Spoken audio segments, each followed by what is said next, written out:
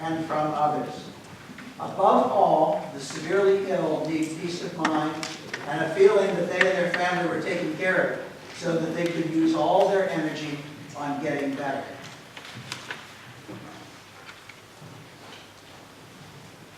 Another topic that is infrequently discussed is chronic fatigue syndrome in children and adolescents. While CFS is common in adults, it is much less prevalent in children and adolescents. One very large survey in Chicago, which is in the United States, identified no children with chronic fatigue syndrome under the age of 12. On the other hand, the prevalence of pediatric CFS in the United States is estimated at 100 to 300 cases per 100,000.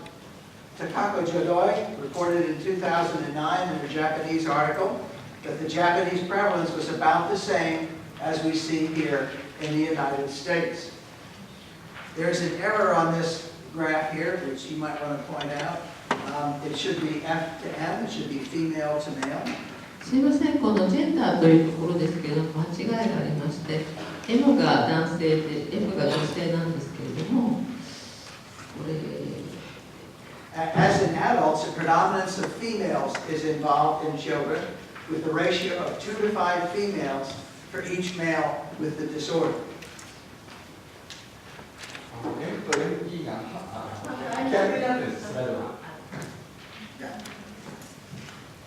So adolescents and adults have similar core CFS-ME symptoms, such as pain and fatigue, cognitive difficulties, and non-restorative sleep. However, adolescents are much more likely to have abdominal pain, a sore throat, eye pain or photophobia, which is light sensitivity, lymphedema, which is swollen glands, or rash.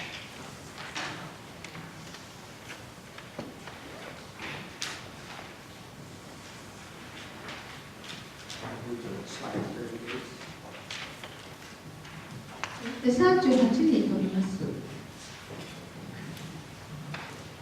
The management of pediatric CFS and ME is similar to that of adults. Sleep and pain are addressed first, then comorbidities such as orthostatic intolerance and the abdominal issues. Additionally, in children, it's necessary to ensure that education is continued, sometimes by means of home instruction, tutoring, or a shortened school curriculum. Because children may not be able to attend school and make friends, outside activities and social activities need to be addressed also. Lastly, a Japanese study showed that 36% of school phobia cases were attributed to CFS-ME, confirming again that CFS-ME takes a psychological toll on adolescents.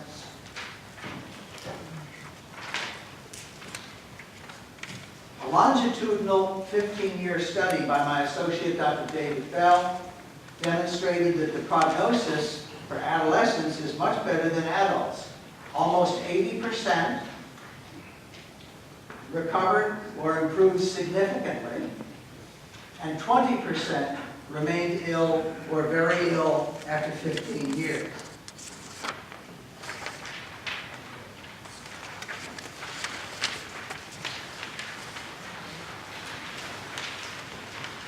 Moving on to slide 41. 40を飛ばして41。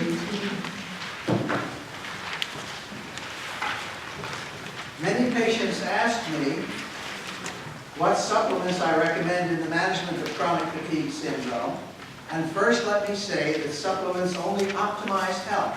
They do not treat chronic fatigue syndrome. We do not have a cure for chronic fatigue syndrome. In this panel on the left, I consider this group to be my essential supplements, the most important that patients can benefit from.